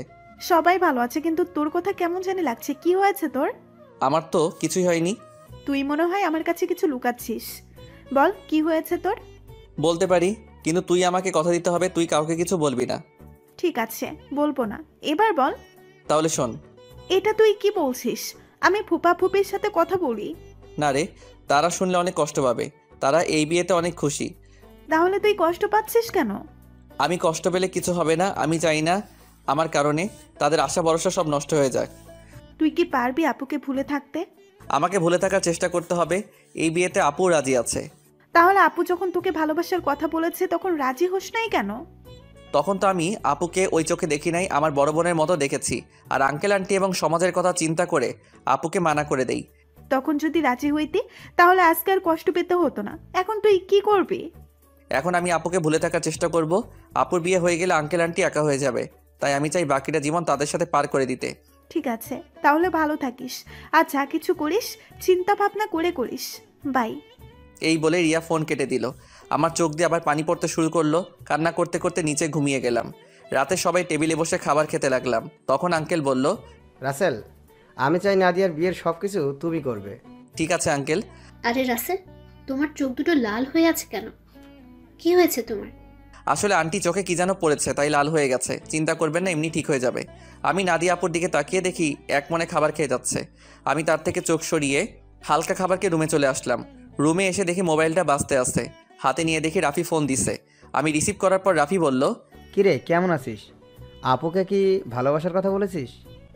আমি ভালো আছি, আর আপুকে ভালোবাসার কথা বলতে পারি নাই। কেন, কি হয়েছে? আপুর বিয়ে ঠিক হয়ে গেছে, তাই আর আমার মনের কথা খুলে বলতে পারি নাই। কি বলছিস তুই? কোথায় বিয়ে ঠিক হয়েছে? ছেলের বাড়ি কোথায় সেটা বলতে পারবো না। ছেলেটা দেখতে অনেক সুন্দর। তুই আমাকে বাসার সামনে নামিয়ে দিয়ে যাওয়ার পর তারপর সব খুলে বললাম। এটা তুই কি বলছিস? তুই কি পারবি আপুকে ভুলে থাকতে? তুই একবার আঙ্কেল আন্টিকে কথা খুলে বল, আর না হয় আপুকে বল। না রে, আমি চাই না আমার কথা শুনে তারা কষ্ট পাক। এই বিয়েতে তারা সবাই খুশি আছে, আর নাদিয়া আপুও রাজি আছে। আঙ্কেল আন্টির কথা চিন্তা করে নিজেকে কষ্ট দিবি? তুই কি থাকতে পারবি? শোন, আঙ্কেল আমাকে রাস্তা থেকে তুলে এনে তাদের বাসায় ঠাঁই দিছে। তাদের মতো একটা পরিবার পেয়েছি। আমার মতো এতিম ছেলেকে নিজের ছেলের মতো দেখেছে। তাহলে আমি এই কথা বলি কেমন করে? আর নাদিয়া আপুকে আমি ভুলে যাব? কিছুদিন গেলে সব কিছু ঠিক হয়ে যাবে। তুই মানুষ না রে, তুই একটা ফেরেস্তা। তোর মতো বন্ধু পাওয়া ভাগ্যের ব্যাপার। ঠিক আছে, ভালো থাকিস। কালকে থেকে বিয়ের সব কিছু আমাকে করতে হবে, আজকে আঙ্কেল বলেছে। ওকে, ভালো থাকিস। আল্লাহ হাফেজ। এই বলে রাফি ফোন কেটে দিল। আমি নিজেকে যতই শক্ত রাখার চেষ্টা করি, কিন্তু আমি তা পারছি না। বারবার আপুর চেহারাটা চোখের সামনে ভেসে আসছে। আর কিছু না ভেবে ঘুমিয়ে পড়লাম। সকালে ঘুম থেকে উঠতে দেরি হয়ে গেছে। আজকে আমাকে কেউ ডাকতে আসে নাই। মনে হয় কাজে কামে বিজি সবাই। আমি বিছানা থেকে নেমে ওয়াশরুমে চলে গেলাম। ফ্রেশ হয়ে একটা জামা গায়ে দিয়ে নিচে আসলাম। নিচে এসে একজনকে দেখে আমি পুরো অবাক হয়ে গেলাম। এ আর কেউ নয়, আপুর সাথে যে ছেলের বিয়ে ঠিক হয়েছে সেই ছেলে। আমি এখনও ওনার নাম জানি না। আমাকে দেখে ডাক দিল, আসসালামু আলাইকুম দুলাভাই, কেমন আছেন? আলহামদুলিল্লাহ ভালো আছি। তুমি কেমন আছো? আমিও ভালো আছি। দুলাভাইয়ের নামটা তো জানা হলো না, তা হঠাৎ বিয়ের আগে শ্বশুরবাড়িতে? আমার নাম রনি। নিজেদের অফিস দেখাশোনা করছি। আর আজকে নাদিয়াকে নিয়ে মার্কেটে যাব বিয়ের কেনাকাটা করতে। আমি চাই নাদিয়ার পছন্দের মতো সব কিছুই কিনে দিতে। খুব ভালো। তা আপু কোথায়? নাদিয়া রেডি হয়ে আসছে, তুমিও আমাদের সাথে চলো। না দুলাভাই, আঙ্কেল আমাকে বিয়ের সব কিছুর দায়িত্ব দিছে। আমি নাস্তা করে বাহিরে গিয়ে বিয়ের কার্ডের অর্ডার, ডেকোরেশন সব কিছু করে আসতে হবে। আমার হাতে অনেক কাজ। আপনি আপুকে নিয়ে যান। তোমার যখন কাজ আছে তাহলে তো আর জোর করা যাবে না। চলুন, নাস্তা করবেন। আমি বাসা থেকে করে এসেছি, তুমি করে নাও। ঠিক আছে বলে নাস্তার টেবিলে চলে আসলাম। খালা আমাকে নাস্তা দিয়ে গেল। হঠাৎ সিঁড়ির ওপর চোখ গেল। দেখি আপু সুন্দরভাবে সেজে গুজে নিচে নামছে। আপুকে দেখতে অনেক সুন্দর লাগছে। আপু আমার দিকে তাকাতে আমি চোখ সরিয়ে নিলাম। তারপর তারা দুজনে বাসা থেকে বেরিয়ে গেল। আমি হালকা নাস্তা করে বাসা থেকে বেরিয়ে রিক্সা নিয়ে রাফিদের বাসার সামনে চলে আসলাম। ভাড়া মিটিয়ে কলিং বেল চাপ দিলাম। কিছুক্ষণ পর রাফির আম্মু দরজা খুলে দিল। আসসালামু আলাইকুম আম্মু, কেমন আছো? আম্মু, কাজে অনেক বিজি ছিলাম, তাই তোমার সাথে দেখা করতে পারি নাই। প্লিজ আম্মু, তুমি আমার উপর রাগ করে থেকো না। আম্মু আমাকে জড়িয়ে ধরে কপালে 2টা চুমু দিল। তারপর বলল, এতদিন পর তোর এই আম্মুর কথা মনে পড়েছে? সরি আম্মু, আমার ভুল হয়ে গেছে, আর কখনো এমন ভুল করব না। ঠিক আছে, এখন ভেতরে আয়। রাফি তার রুমে আছে, তুই ওর রুমে যা, আর আমি কফি পাঠিয়ে দিচ্ছি। ঠিক আছে আম্মু। আমি ভিতরে ঢুকে উপরে রাফির রুমে যেতে লাগলাম। এবার আপনাদের বলি, রাফির আম্মু জানে আমার আব্বু আম্মু নেই, আমি একটা এতিম ছেলে। তখন রাফির আম্মু আমাকে বলে, কে বলেছে তোর আব্বু আম্মু নেই? আজকে আমি তোর আম্মু। এখন থেকে আমাকে আম্মু বলে ডাকবি। এখন আমার 2 ছেলে। এরপর থেকে রাফির আম্মুকে আমি আম্মু বলে ডাকি। রাফির রুমে এসে দেখি রাফি বিছানায় শুয়ে মোবাইল টিপতে আছে। আমাকে দেখে উঠে বসলো। কিরে, তুই কখন আসলি? এই তো কিছুক্ষণ আগে। তা তুই আসবি, আমাকে তো বললি না। আমি তো এমনি আসি নাই। আপুর বিয়ের সব দায়িত্ব আঙ্কেল আমাকে দিছে। আমি তো একা একা সব কিছু করতে পারবো না, তাই তোকে নিয়ে সব কিছু করব। নিজের ভালোবাসার মানুষের বিয়ের সব দায়িত্ব পালন করবি? তোর কি একটুও কষ্ট হচ্ছে না? কষ্ট হলে তো কিছুই করার নেই। আঙ্কেল আন্টির সুখের জন্য আমি সব কিছু করতে রাজি আছি। এখন তাড়াতাড়ি রেডি হয়ে নে, হাতে অনেক কাজ আছে। ঠিক আছে, তুই বস, আমি ফ্রেশ হয়ে আসছি। এটা বলে রাফি ওয়াশরুমে ঢুকে ফ্রেশ হয়ে আসলো। আম্মু এসে আমাদের কফি দিয়ে গেল। দুজনে কফি খেয়ে আম্মুর রুম থেকে বিদায় নিয়ে বাহিরে চলে আসলাম। বাইক নিয়ে দুজনে বেরিয়ে পড়লাম। প্রথমে বিয়ের কার্ডের অর্ডার দিলাম, তারপর বাকি যে কাজ ছিল সব কিছুর কাজ সেরে বাসায় চলে আসলাম। রাফি আমাকে বাসার সামনে নামিয়ে দিয়ে চলে গেল। আমি বাসার ভিতরে ঢুকে কলিং বেল চাপ দেওয়ার পর খালা এসে দরজা খুলে দিল। সব কাজ শেষ করে আসতে সন্ধ্যা হয়ে গেছে। আমি আর বাহিরে দুপুরে খাবার খেলাম। ভিতরে ঢুকে দেখি আঙ্কেল আন্টি সোফায় বসে কফি খাচ্ছে আর কথা বলছে। আমাকে দেখে আঙ্কেল ডাক দিল। আমি গিয়ে তাদের পাশে বসলাম। রাসেল, সব কাজ কি শেষ? জি আঙ্কেল, কালকে সকালে ডেকোরেশনের সব লোক মালপত্র নিয়ে চলে আসবে, আর বিয়ের কার্ড কালকে বিকালে নিয়ে আসতে বলেছে। ফুলের লোক গায়ে হলুদের দিন সকালে আসবে। ঠিক আছে, তুমি এখন রুমে গিয়ে ফ্রেশ হয়ে কিছুক্ষণ রেস্ট নাও, কালকে আবার কাজে লেগে পড়তে হবে। ঠিক আছে আঙ্কেল, এই বলে নিজের রুমে চলে আসলাম। ওয়াশরুমে ঢুকে ফ্রেশ হয়ে বিছানায় শুয়ে পড়লাম। রাতে খাবার খাওয়ার জন্য খালা ডেকে গেছে, তাই বিছানা থেকে উঠে নিচে চলে আসলাম। টেবিলের সামনে গিয়ে দেখি আঙ্কেল আন্টি আর আপু বসে আছে। আমি একটা চেয়ার টেনে বসলাম। আন্টি খাবার বেড়ে দিল। আপুর দিকে তাকিয়ে দেখি এক মনে খাবার খেয়ে যাচ্ছে। আমার দিকে একটাবার তাকালো না। আমি খাবার খেয়ে নিজের রুমে চলে আসলাম। তারপর বিছানায় শুয়ে পড়লাম। পরের দিন বিকালে বিয়ের কার্ড নিয়ে আসলাম। তখন আমি আঙ্কেলকে বললাম, আঙ্কেল বিয়ের কার্ডগুলো কি করব? তোমার বন্ধু বান্ধব কতজন আছে তাদের একটা করে দিয়ে আসো, আমি কিছু রাখছি, আর বাকিগুলো নাদিয়াকে দিয়ে আয়। আঙ্কেল আমার তেমন বন্ধু নেই, আমার একমাত্র বন্ধু রাফি এবং তার পরিবার। ঠিক আছে, তাদের বিয়ের কার্ড দিয়ে এসো, আমি কিছু রাখছি, বাকিগুলো নাদিয়াকে দিয়ে আয়। আঙ্কেল কিছু কার্ড রাখলো। বাকিগুলো নিয়ে আপুর রুমের সামনে গেলাম। বাহির থেকে বললাম, আপু ভিতরে আসতে পারি? আয়। আমি ভিতরে ঢুকে দেখি আপু বিছানায় বসে আছে, কিন্তু অবাক করার বিষয় হলো আপুর চোখ দুটো লাল হয়ে আছে। আমাকে দেখে বলল, কেন এসেছিস? আসলে আপু, আঙ্কেল বলেছে বিয়ের কার্ডগুলো তোমাকে দিতে, তোমার বন্ধু বান্ধবকে দেওয়ার জন্য। ঠিক আছে, রেখে যা। আমি বিছানার উপরে কার্ডগুলো রেখে যেই না রুম থেকে বেরিয়ে যাব, তখন আপু আমাকে পিছন থেকে জড়িয়ে ধরে কান্না করে দিল। আমি আপুকে আমার দিকে ঘুরিয়ে বললাম, আপু তুমি কান্না করছো কেন? তুই কি মানুষ নাকি অন্য কিছু? আপু হঠাৎ এই কথা বললে কেন? আমাকে রিয়া ফোন করে সব বলে দিছে। তুই আমাকে ভালোবাসার কথা বললি না কেন? আমি তোমাকে যেদিন বলতে যাব সেদিন দেখি তোমাকে ছেলেপক্ষ দেখতে এসেছে, তাই আর বলি নাই। তুই তো আমাকে একটাবার বলে দেখতি, তোকে আমি এখনো অনেক ভালোবাসি। সেটা আর কখনো সম্ভব না। তোমার বিয়ে ঠিক হয়ে গেছে। এই বিয়েতে আঙ্কেল আন্টি অনেক খুশি। আমি চাই না তাদের মনে কষ্ট দিতে। তুই মা বাবার সুখের কথা চিন্তা করে নিজের ভালোবাসা কোরবানি করে দিবি? এছাড়া আমার কোনো উপায় নেই। ঠিক আছে, তুই যখন মা বাবার সুখের কথা চিন্তা করে আমাকে বিয়ে করবি না, তাহলে আমি রনিকে বিয়ে করব, কিন্তু কখনো রনিকে স্বামীর অধিকার দিব না। আমি তোকে ভালোবাসি আর সারা জীবন বেঁচে যাব। আপু তুমি এমন পাগলামি করো না। আমাকে তুমি ভুলে যাও। নিজের বাবা মার কথা একটাবার চিন্তা করো। তোমার এই বিয়েতে তারা অনেক খুশি। তুই আমার রুম থেকে বেরিয়ে যা। যে ছেলে নিজের ভালোবাসার মানুষকে অন্য ছেলের হাতে তুলে দিতে রাজি আছে, সে কখনো কাউকে ভালোবাসতে পারে না। আমি আর কোনো কথা না বলে নিজের রুমে চলে আসলাম। নিজের চোখ দিয়ে 2 ফোঁটা পানি পড়ে গেল। আপু আমি তোমাকে অনেক ভালোবাসি। তুমি যদি আমার জায়গায় হতে তাহলে তুমি তাই করতে। আমার কিছু করার নেই। দেখতে দেখতে বিয়ের দিন চলে এসেছে। আপুর বিয়েতে সবাই এসেছে। আজকে আপুর গায়ে হলুদ। আপুকে স্টেজে আনা হয়েছে। এক এক করে সবাই আপুকে হলুদ লাগাতে লাগলো। আমি একটু দূরে দাঁড়িয়ে দাঁড়িয়ে দেখতে লাগলাম। হলুদ শাড়িতে আপুকে অনেক সুন্দর লাগছে, যেন একটা পরী সামনে বসে আছে। রিয়া আমার সামনে এসে বলল, কি রে, এখানে দাঁড়িয়ে আছিস কেন? এমনি দাঁড়িয়ে আছি। তুই কি মনে করেছিস আমি কিছু বুঝি না? এখনো সময় আছে, তুই মামা মামিকে সবকিছু খুলে বল। না রে, আমি চাই না তাদের মনে কষ্ট দিতে। তোর কি কষ্ট হচ্ছে না? আমি চুপ হয়ে গেলাম। মনে মনে বললাম, আমার ভিতরটা ফেটে যাচ্ছে, কিন্তু আমি এখন কি করব? আমাকে চুপ থাকতে দেখে রিয়া আবার বলল, কি রে, কথা বলছিস না কেন? আমার ভালো লাগছে না, তুই আমাকে একটু একা থাকতে দে। রিয়া আর কোনো কথা না বলে চলে গেল। হঠাৎ আঙ্কেল আমার সামনে এসে বলল, কী ব্যাপার রাসেল, তুমি এখানে দাঁড়িয়ে আছো কেন?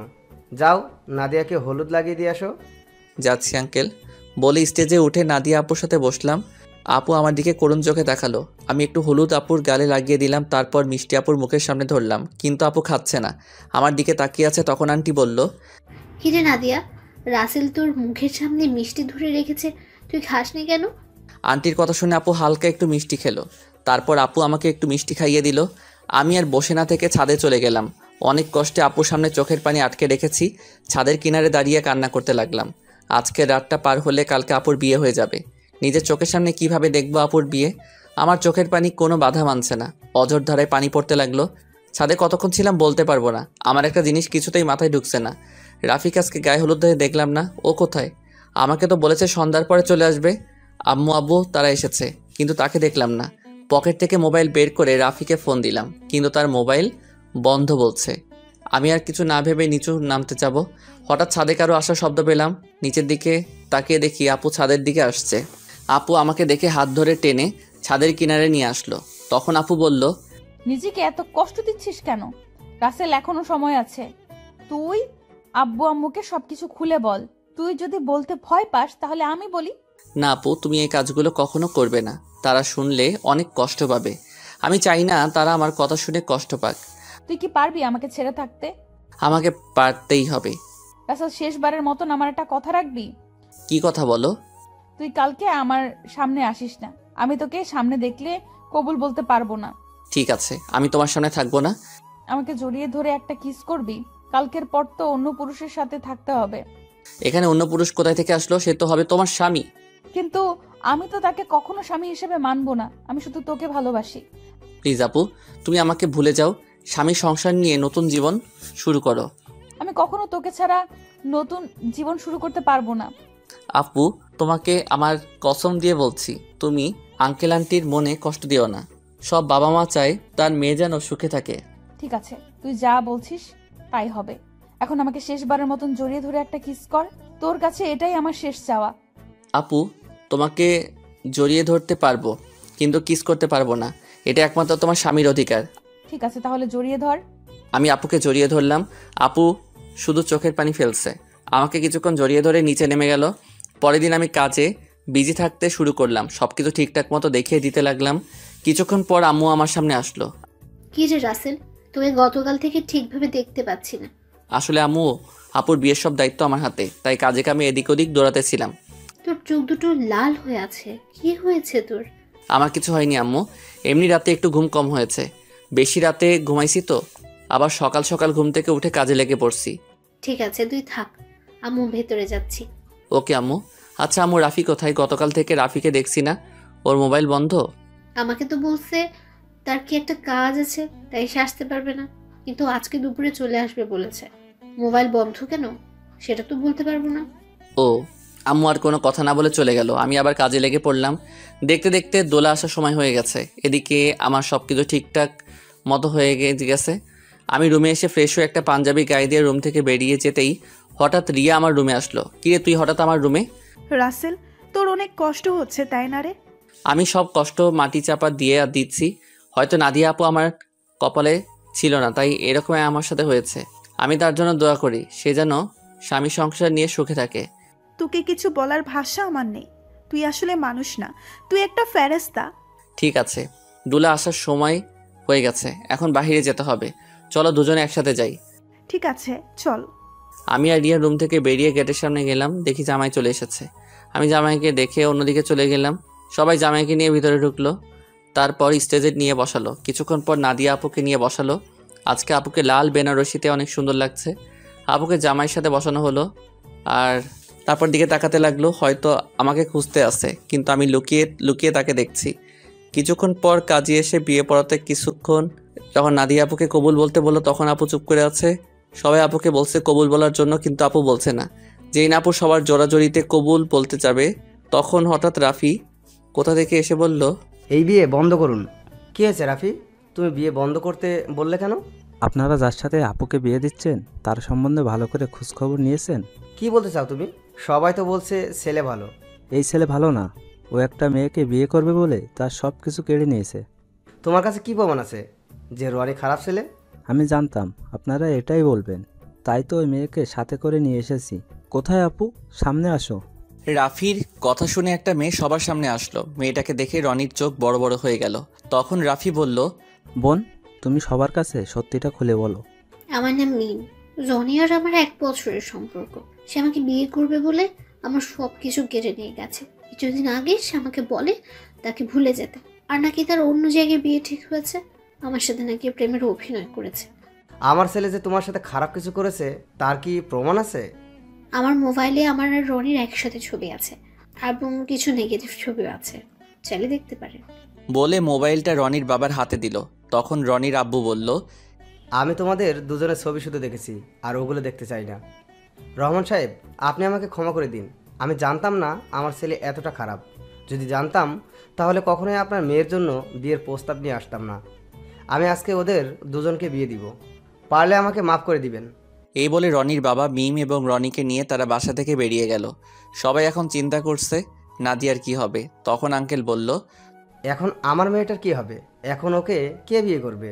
তখন রাফি আর রিয়া আঙ্কেলের সামনে গিয়ে বলল, আঙ্কেল, আপনি কোনো চিন্তা করবেন না, আপুর বিয়ে আজকে এবং এখনই হবে। তুমি কি বলছো রাফি? আমার মেয়েকে বিয়ে করবে? সে আর কেউ নয়, আমি রাসেলের কথা বলছি। রাসেল আর নাদিয়া আপু দুজনকে পাগলের মতো ভালোবাসে। শুধু আপনাদের সুখের কথা চিন্তা করে নিজের ভালোবাসা কোরবানি দিতে চেয়েছে। কারণ মামা, তুমি ওকে রাস্তা থেকে তুলে এনে নিজের বাসায় ঠাঁই দিছ, তাই তোমাদের নুন খেয়ে তোমাদের মনে কষ্ট দিতে চায়নি। আমি আপনাকে সব কিছু খুলে বলি। আঙ্কেল রাফির কথা শুনে আমার সামনে এসে ঠাস করে একটা থাপ্পড় মেরে বলতে লাগলো, নিজেকে খুব মহান মনে করছিস, তাই না? আমি কি কখনো তোর চাওয়া পাওয়া অপূর্ণ করেছি? তোকে আমি বাইরের ছেলে মনে করেছি? তুই কেন এমন করছিস? আমি তোমাদের সাথে প্রতারণা করতে পারবো না। আমি আপনাদের দুজনকে সবসময় নিজের মা বাবার মতো দেখে এসেছি। আমি একটা এতিম ছেলেকে ঠাঁই দিয়ে নতুন জীবন দিয়েছেন। আমি কি করে আপনাদের মনে কষ্ট দেই? আরে আমি তোকে কখনো অন্যভাবে দেখিনি। আমি তোকে নিজের ছেলের মতো জানি। তুই আমাদের কাছে একটাবার বলে দেখতি, আমি কখনো মানা করতাম না। এটা শুনে আমি তো আরো খুশি হয়েছি। আচ্ছা তোর কথা বাদ দিলাম, নাদিয়া তো আমাদের খুলে বলতে পারতি। আমি তোমাদের সবকিছু খুলে বলতে চেয়েছি, কিন্তু রাসেল আমাকে মানা করেছে, আবার আমাকে কসম দিছে। ঠিক আছে, এখন সব বাদ। এখন রাফি, তুমি রাসেলকে তৈরি করে নিয়ে আসো। ঠিক আছে আঙ্কেল। এ বলে রাফি আমাকে নিয়ে ওপরে চলে আসলো। আমি সাথে সাথে রাফিকে জড়িয়ে ধরে কান্না করে দিলাম। তারপর বললাম, কি রে, কেমনে কি? আমার পাঠক পাঠিকারা তো কিছুই বুঝতে পারছে না, একটু সবাইকে খুলে বল। ঠিক আছে, বলছি। আমি গতকাল দুপুরে মার্কেটে যাচ্ছিলাম আপুর বিয়ের উপহার কিনতে। তখন হঠাৎ দেখি একটা মেয়ে রনির মতো একটা ছেলের সাথে কথা বলছে। হঠাৎ ছেলেটা মেয়েটাকে ঠাস করে 2টা থাপ্পড় মেরে চলে যায়। ছেলেটা যে সময় গাড়িতে উঠবে তখন তার চেহারা দেখে অবাক হয়ে যায়, কারণ সে ছিল রনি ভাই। আমি আর দাঁড়িয়ে না থেকে মেয়েটার কাছে গেলাম। তখন তাকে জিজ্ঞেস করি, ওই ছেলেটার সাথে তোমার কি সম্পর্ক? তারপর মেয়েটি সব খুলে বলে। কি বলেছে আপনারা তো সব জানেন। তুই মিমের সব কথা শুনে কি বলছিস? আমি ওর কথা শুনে তাকে নিয়ে বাসায় চলে আসলাম। আব্বু আম্মুকে বললাম, আমার বন্ধু, তোমরা সবাই বিয়ে বাড়িতে চলে যাও, আমি বিয়ের দিন যাব। আমার বন্ধুর সাথে আমার কিছু কাজ আছে। আব্বু আম্মু পরে কিছু বলে নাই? মানে একটা মেয়ের সাথে তোর কি কাজ? তুই তো জানিস আব্বু আম্মু আমাকে অনেক বিশ্বাস করে, তার ছেলে কখনো খারাপ কাজ করবে না। আব্বু আম্মু চলে আসার পর কোনো রকম রাতটা কাটিয়ে পরের দিন বিয়ে বাড়িতে নিয়ে আসলাম। আমি সবার সামনে রনির মুখোশ খুলে দেওয়ার জন্য বিয়ের দিন মিমকে নিয়ে আসি। আজকে তোর কারণে আমার ভালোবাসার মানুষকে আপন করে পেয়েছি। তোর এই ঋণ কখনো শোধ করতে পারবো না। হয়েছে, তোর ঋণ শোধ করা লাগবে না, শুধু আমার একটা হেল্প করে দিতে হবে। বল, তোর কি হেল্প লাগবে? আমার সাথে একটা মেয়ে দাঁড়িয়ে যখন আঙ্কেলের সাথে কথা বলছে, ওই মেয়েটাকে আমার পছন্দ হয়েছে। ওর সাথে আমার লাইন ক্লিয়ার করে দিবি। তার মানে তুই রিয়ার কথা বলছিস? আরে তোকে তো ওর কথা বলছি। মানে? আমি তো কিছুই বুঝতে পারছি না। তোকে বলছি না, আমাকে আপুর মামাতো বোন রিয়া প্রপোজ করছে, এই সেই মেয়ে। কি? তার মানে এই সেই রিয়া? কিন্তু চেহারা কিন্তু মার্শাআল্লাহ। এখন আমার সাথে লাইন করিয়ে দে। ঠিক আছে, দিব, আগে আমার বিয়েটা শেষ হোক। ঠিক আছে, এখন ফ্রেশ হয়ে আয়, আমাদের জন্য সবাই অপেক্ষা করছে। আমি আর কোনো কথা না বলে ওয়াশরুমে ঢুকে ফ্রেশ হয়ে একটা পাঞ্জাবি গায়ে দিয়ে রাফির সাথে নিচে চলে আসলাম। আমাকে নিয়ে আপুর পাশেই নিয়ে বসালো। তখন আপু আমার কানের কাছে মুখ এনে বলল, আজকে তোর খবর আছে, শুধু বিয়েটা হয়ে যেতে দে। তুই আমাকে অনেক কষ্ট দিয়েছিস। সেটা বাসর ঘরে দেখা যাবে। আমিও কিন্তু কম কষ্ট পাইনি। কাজী বিয়ে পড়ানো শুরু করলো। আগে আপুকে কবুল বলতে বলল। আপু সাথে সাথে কবুল বলে ফেললো। সবাই মুচকি মুচকি হাসছে। এবার আমাকে বলতে বলল, কিন্তু আমি বলছি না। আমি আপুকে একটু লাগানোর জন্য দেরি করছি। আপু আমাকে কনুই দিয়ে গুঁতা দিল। আমি সাথে সাথে কবুল বলে ফেললাম। সবাই জোরে জোরে হাসা শুরু করলো। তারপর কাজী মোনাজাত ধরলো। সবাই আমাদের জন্য দোয়া করলো। তারপর সবাই খাওয়া দাওয়া করে বাসায় চলে গেল। আব্বু আম্মু আমার কাছ থেকে বিদায় নিয়ে চলে গেল। রাফি আমার সাথে থেকে গেল। এখন আমি আর রাফি ছাদে বসে আছি। ছাদে আসার সময় রিয়াকে বলেছি ছাদে আসার জন্য। আমি আর রাফি বসে বসে কথা বলছি। কিছুক্ষণ পর রিয়া ছাদে আসলো। তখন আমি বললাম, কিরে তোর আসতে এত দেরি হলো কেন? দেরি কি আর এমনি হয়েছে? তোর বাসর ঘর সাজাতে দেরি হয়ে গেছে। এখন বল কি জন্য ডাকলি? আজকে বিয়েবাড়িতে একটা ছেলে তোকে দেখে পছন্দ করে, সে নাকি তোর সাথে প্রেম করতে চায়। আমার কথা শুনে রাফি মাথা নিচু করে ফেলছে। তখন রিয়া বলল, ছেলেটাকে জানতে পারি? সে আর কেউ নয়, আমার কলিজা, আমার জানের বন্ধু রাফি। ও তাই নাকি? তাহলে ও না বলে তোকে বলতে বলছে কেন? আসলে আজ পর্যন্ত রাফি কোনো মেয়ের সাথে প্রেম করে নাই। কেন জানি তোকে দেখে পছন্দ হয়, কিন্তু লজ্জার কারণে বলতে পারছে না। তাই আমাকে বলল তোর সাথে লাইন করে দেওয়ার জন্য। ঠিক আছে, তুই রুমে যা। আপু রুমে তোর জন্য অপেক্ষা করছে, বাসর ঘরে। আমার অনেক ভয় করছে রে। এত ভয় কিসের? বিড়ালটা ঠিক মতো মারিস। ওই, এই বিড়াল আবার কোথায় থেকে আসলো? সেটা বাসর ঘরে গেলে আপু তোকে দেখিয়ে দিবে। এখন তুই যা, আমি ওর সাথে কথা বলবো। আচ্ছা ঠিক আছে, যাচ্ছি। আমার বন্ধুর যেন কিছু না হয়, তাহলে কিন্তু তোর মাথা ফাটিয়ে ফেলবো। ওই আমার জামাইয়ের সাথে আমি যেটা করি, তোর সমস্যা কি? কি? তার মানে তুই রাজি? আরে ওকে তো প্রথম দেখে আমি প্রেমে পড়ে গেছি। এখানে রাজি হওয়ার কি আছে? তুই বাসর ঘরে যা, আমি আমার জানের সাথে একটু রোমান্স করি। তাহলে তোরা থাক, আমি গেলাম। আমি আর কোনো কথা না বলে বাসর ঘরের সামনে চলে আসলাম। দোয়া দরুদ পরে আস্তে আস্তে রুমে ঢুকলাম। তারপর দরজা বন্ধ করে দিলাম। দরজা বন্ধ করে বিছানার দিকে তাকিয়ে যেটা দেখলাম, সেটা দেখে আমি পুরো অবাক হয়ে গেলাম। দেখি নাদিয়া আপু একটা লাঠি নিয়ে বিছানায় বসে আছে। আমি আপুর সামনে গেলাম। তখন আমি বললাম, আপু তুমি লাঠি নিয়ে বসে আছো কেন? ঠাস করে একটা বাড়ি মেরে দিল। তখন আমি বললাম, তুমি আমাকে মারলে কেন? প্রথমে আপু বললে কেন? আপুকে আপু বলবো না তো কি বলবো? আবার ঠাস করে আরেকটা বাড়ি মারলো। তখন নাদিয়া বলল, আর একবার যদি আপু বলে ডাকিস তাহলে তোর মাথা ফাটিয়ে দিব। এখন থেকে আমার নাম এবং তুমি করে বলবি। তুমি করে তো সবসময় বলি, কিন্তু নাম ধরে কিভাবে বলবো? তুমি তো আমার থেকে বড়। কারণ এখন আমি তোর স্ত্রী, আমাকে নাম ধরে ডাকবি। ঠিক আছে, এখন থেকে নাম ধরে ডাকবো। তো এতক্ষণ কোথায় ছিলি? তোর আসতে এত লেট হলো কেন? আগে বলো, তুমি আমাকে তুই করে বলছো কেন? আমি তোমার স্বামী, আমাকে তুমি করে বলবে। ঠিক আছে বলবো, এখন বল আসতে দেরি হলো কেন? তাহলে শোনো। তারপর রাফি আর রিয়ার কথা খুলে বললাম। সেটা তো খুশির খবর। আজকে রাফির জন্য তোমাকে আমি আপন করে পেয়েছি। ও না থাকলে এতক্ষণে আমাকে বাসর ঘরে রনি থাকতো। ঠিক আছে, এখন অজু করে আসো, 2 রাকাত নফল নামাজ আদায় করতে হবে।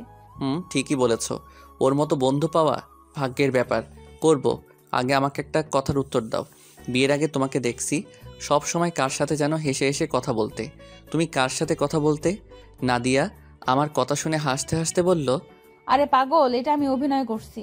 আমি তোমার সামনে মোবাইল নিয়ে অন্য ছেলের সাথে কথা বলার অভিনয় করছি এবং তোমাকে এড়িয়ে চলছি। তুই এগুলো সহ্য করতে না পেরে যেন আমাকে ভালোবাসার কথা বলিস, কিন্তু হাদারাম তুমি আমাকে কখনো বলোই নাই। কিছুদিন দেখার পর যখন তোমার রিয়াকশন দেখলাম না, তারপরে ছেলেকে বিয়ে করতে রাজি হয়ে যায়। তারপর কি হলো তুমি তো জানো। আমারটা আর কি শুনবে? সব তো তুমি জানতে পেরেছো। এখন চলো দুজনে অজু করে আসি। ঠিক আছে চলো। আমি আর নাদিয়া ওয়াশরুমে ঢুকে অজু করে 2 রাকাত নফল নামাজ আদায় করে খাটে গিয়ে বসলাম। তখন নাদিয়া বলল, আজকে তোমার ভালোবাসা দিয়ে আমার সব কষ্ট দূর করে দাও। তোমার কষ্ট দূর করলে আমার কষ্টগুলো দূর করবে কে? আমিও তোমার সব কষ্ট দূর করে দিব ভালোবাসা দিয়ে। ঠিক আছে, তাহলে মিশনে নেমে পড়ি। আমার তো আর সহ্য হচ্ছে না। বাবা, আমার সিনিয়র জামাই দেখি সহ্য হচ্ছে না, আসো। তারপর আর কি, নাদিয়ার উপর ঝাঁপিয়ে পড়লাম। নাদিয়ার ঠোঁট দুটো নিজের আয়ত্তে নিয়ে আসলাম। আস্তে আস্তে কাপড় খুলতে লাগলাম। তারপর ওর পুরো শরীরে কিস করতে লাগলাম, ধবধবে সাদা দেহ। তারপর হারিয়ে গেলাম সাগরের বুকে। এখন আমি আর নাদিয়া সবসময় কলেজে যাওয়া আসা করি। রিয়া আর রাফির প্রেম ভালোই চলছে, তাদের পড়ালেখা শেষ হলে বিয়ে হবে। আমি আমার সিনিয়র আপুর ভালোবাসা পেয়ে অনেক সুখে আছি। ধন্যবাদ সবাইকে আমাদের পাশে থাকার জন্য।